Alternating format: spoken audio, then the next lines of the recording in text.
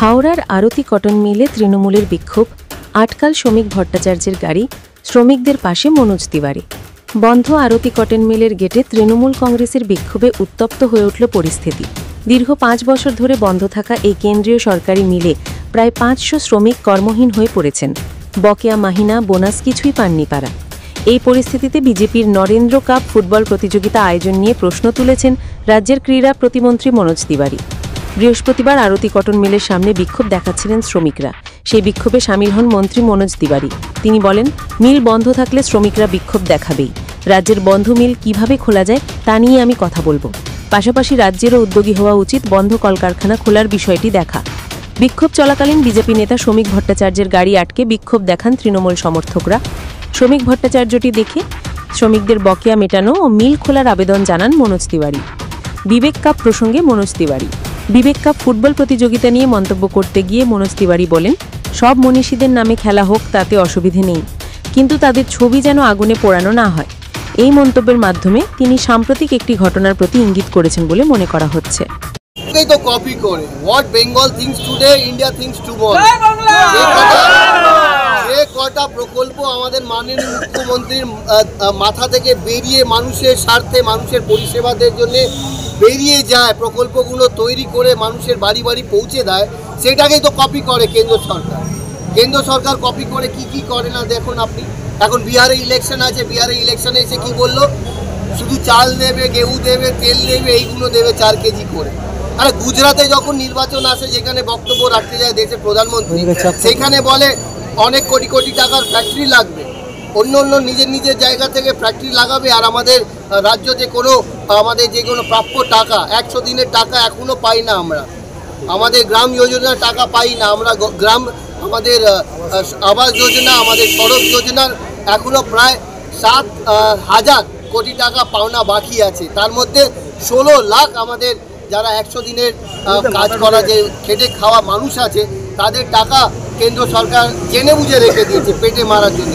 সেখানে আমাদের মাননীয় মুখ্যমন্ত্রী এতই মানবিক আছে, উনি আমাদের সরকারের তরফ থেকে প্রায় অনেকজনকে, অনেক লক্ষ লোকেদের 100 দিনের টাকা নিজের এইখান থেকে আমাদের সরকারের পক্ষ থেকে দিচ্ছে।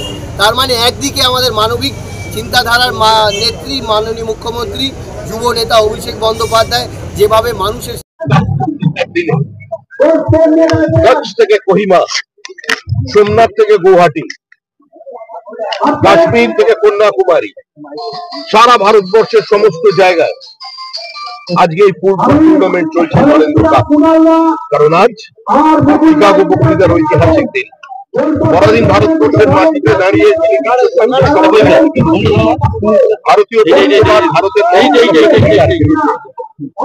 তিনি সারা পৃথিবীর মানুষের সামনে তুলে ধরেছিলেন, তার প্রতি সম্মান জানাতেই আজকে 11 তারিখ থেকে 17 তারিখ পর্যন্ত এই নরেন্দ্র কাপের আয়োজন করা হয়েছে। 17 তারিখ আমাদের বিশ্বকর্মা পুজো, একই দিনে আমাদের পৃথিবীর জনপ্রিয়তম রাজনৈতিক ব্যক্তিত্ব, দেশের প্রধানমন্ত্রী নরেন্দ্র মোদীর জন্মদিন। সেই জন্যই আমি এখানে এসেছি। আমার উদ্দেশ্য কোনো রাজনৈতিক দলকে আক্রমণ করা নয়। কোন মন্ত্রী প্রতিবাদ করেছেন, মিল বন্ধ থাকলে মিলের মজদুররা তো চাইবেনি সেটা খোলা হোক, আমিও চাই। পশ্চিমবঙ্গে হাওড়াকে একসময় সেফিল্ড অফ ইন্ডিয়া বলা হয়। আমি হাওড়া থেকে আমার রাজনৈতিক জীবন শুরু করি। তো 40 বছর আগে বেলেলিয়াস রোড, বেনারস রোডে যে চেহারা দেখেছিলাম আজকে তা নেই। পশ্চিমবঙ্গে বহু কলকারখানার দরজায় শুধু তালা পড়ছে না, সেই জমিগুলো বিক্রি হয়ে যাচ্ছে।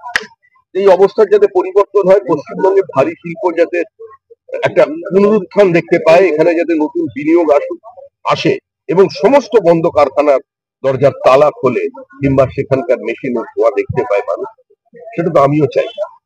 এই মিল যাতে চালু করা যায়, তার জন্য আমি এর মধ্যে আমাদের এখানে যিনি সাংসদ আছেন প্রসূন ব্যানার্জি, তিনিও তুলেছিলেন জানি, কিন্তু আমি এর টেক্সটাইল ডিপার্টমেন্টের যে অ্যাডভাইসারি কমিটি আছে, আমি তার মেম্বার।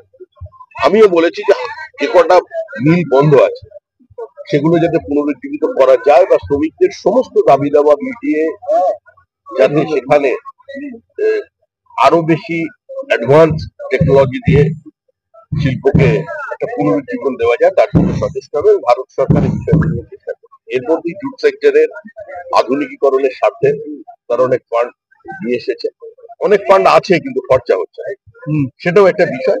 কিন্তু সার্বিকভাবে সারা হাওড়ার শিল্পায়ন একটা নতুন গতিপ্রাপ্ত, এটাই আমরা চাই। আর আজকের দিনে কে বিক্ষোভ দেখালেন, শ্রমিকদের তো অধিকার আছে, বন্ধ কারখানা, তারা হয়তো আমাকে ভেবেছেন ভারত সরকারের প্রতিনিধি দেখাচ্ছেন। আর মাত্র কটা দিন বাকি বাঙালির সব থেকে বড় উৎসব দুর্গাপূজার। এই শুভ মুহূর্তে আপনার ব্যবসায়িক প্রতিষ্ঠানের বিজ্ঞাপন দিতে এবং আপনার এলাকার বা ক্লাবের ঐতিহ্যবাহী পুজোকে সবার সামনে তুলে ধরতে চান? তাহলে আর দেরি কেন? এএমপি নিউজ আপনার পাশে আছে। আমরা আপনার ব্যবসা বা ক্লাবের দুর্গাপূজার বিশেষ কভারেজ, আকর্ষণীয় বিজ্ঞাপন এবং উৎসবের প্রতিটি মুহূর্তকে পৌঁছে দেব হাজার হাজার দর্শকের কাছে। আজই যোগাযোগ করুন আমাদের সাথে 8013457686।